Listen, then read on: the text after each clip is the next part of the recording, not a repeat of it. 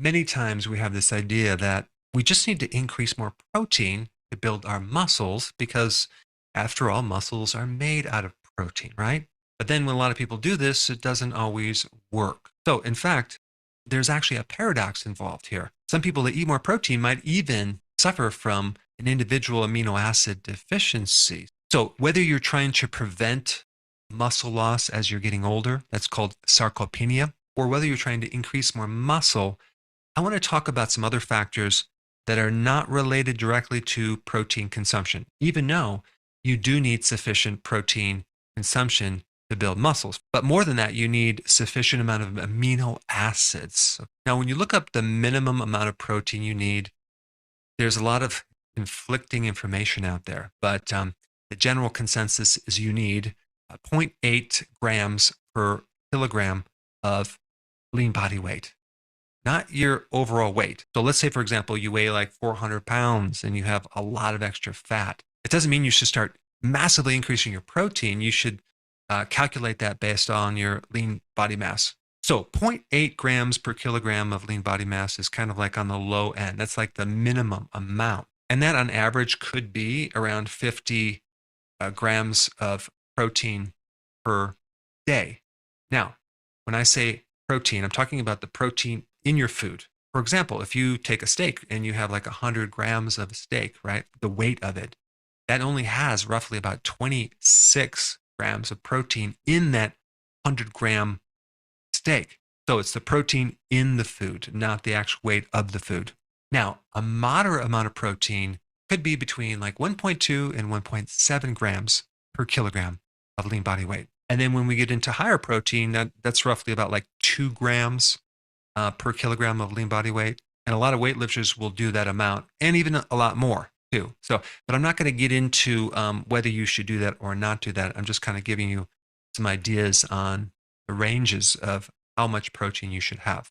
But I want to really focus on these other factors that influence the production of muscle protein itself. And a couple points I want to even touch on is your body doesn't normally store a lot of protein as like a reserve. Okay, so it doesn't store that.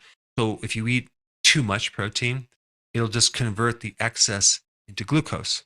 Bodybuilders sometimes like that because sometimes they want to increase insulin effects, okay, from glucose, because insulin is anabolic and they want to build their muscle mass. And if they're fortunate enough not to have insulin resistance and maybe they're immune to it or whatever, versus the rest of us that have insulin resistance, that may work for them.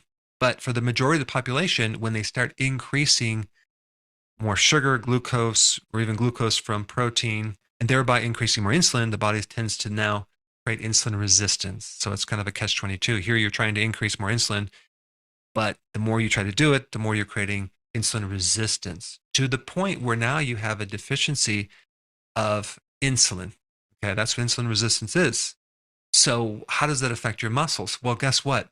You need insulin to absorb amino acids. So the more insulin resistance you have, the less ability you're going to be able to use these proteins for your own muscles. So that's barrier number one, insulin resistance. How is that created? By eating too many carbs.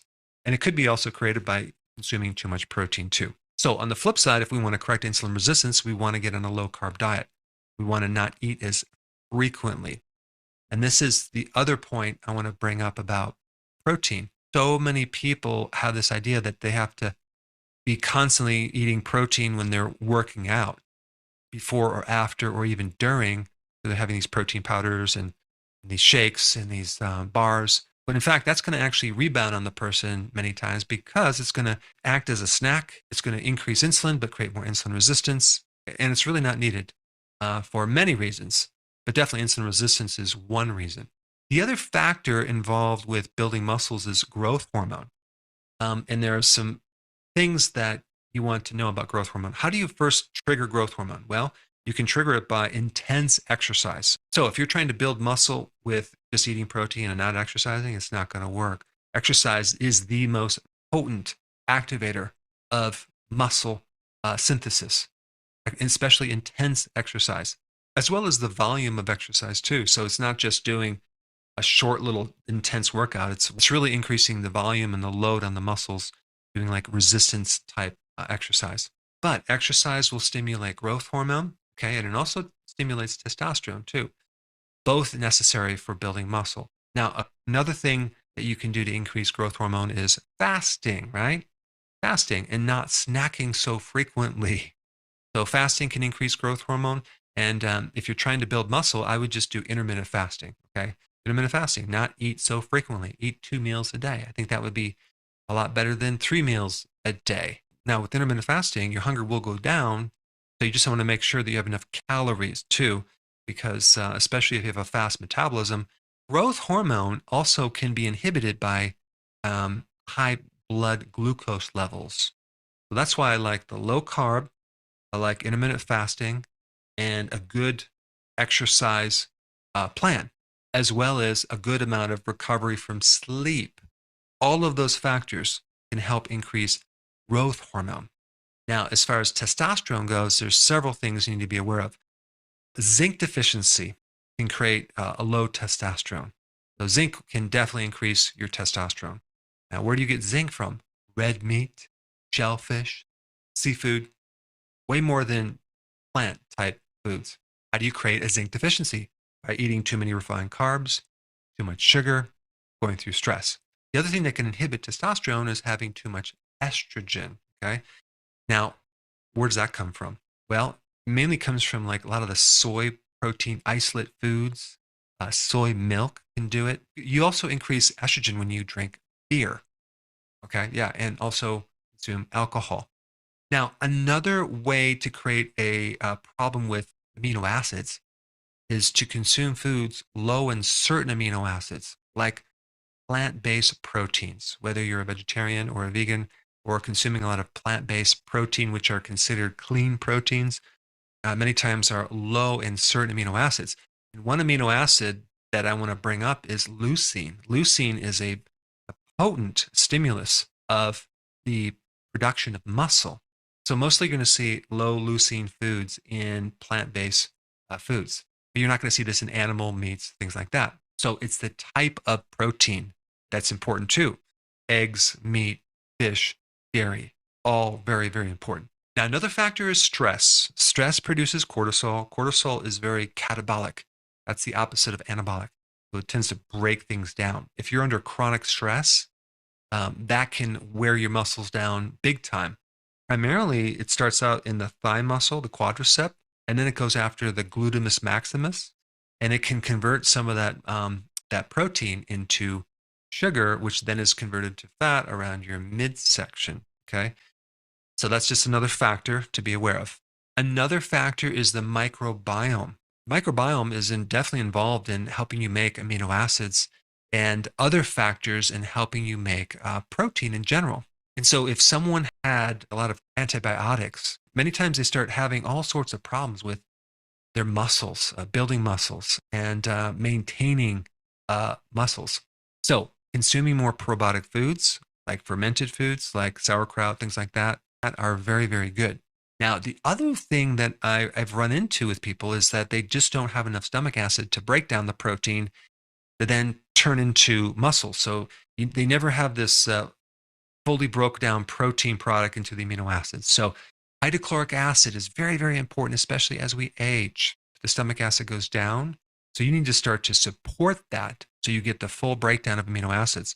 So betaine hydrochloride is a really good thing to start taking with your meals to enhance the amino acids into the muscle. How do you know if you have a problem or deficiency of hydrochloric acid? Well, one way is indigestion or acid reflux or GERD. If you have that, you should watch the link down below. Now, also enzymes. Enzymes mainly from the pancreas and even from the small intestine can be a factor. If you don't have enough enzymes, you're not going to be able to break down certain foods that then can turn into these pure amino acids. So, a couple things with the pancreas. You could have a like bile sludge that can build up that can create pancreatitis. So that's a problem with the bile. And the way that you probably have that is you get a lot of bloating or you have referred pain to your left or right shoulder. I put a link down below if you have that. Or you have some type of malabsorption in your small intestine or your large intestine where there's inflammation or past gut problems. that have been really hindering your ability to absorb protein, in which case you might need to take an amino acid supplement. And then the other factor I want to bring up is when you eat protein, right? You have to realize that the ideal protein for your body to absorb would be in its natural form with fat versus lean protein. Okay. The leaner a protein is, the harder it is to digest and the more problems it can create. There's some interesting data on that in relationship to people eating just, very, very lean protein and no fat and what that does to your bodies. There's a lot of problems with that. So I recommend always consume the fat that normally comes with that protein if possible. Or if you're eating chicken, have the skin on it. Or fish, try to have the skin on it. That's much better. And this also includes, like, so many people are doing this refined protein by having protein powders all the time. I mean, a little bit of that is okay, but if you're just relying exclusively on protein powders, it's not the ideal scene to build healthy muscles, especially since they put all this maltodextrin and this corn syrup in there and all sorts of crap. But in this video, I just wanted to go beyond this dietary protein and give you some other factors, especially if you're trying to build muscle or prevent the loss of muscle as you age. Now, since I brought up growth hormone, it's a really important topic. And if you haven't seen my video on growth hormone, you should probably check that out. I put it up right here.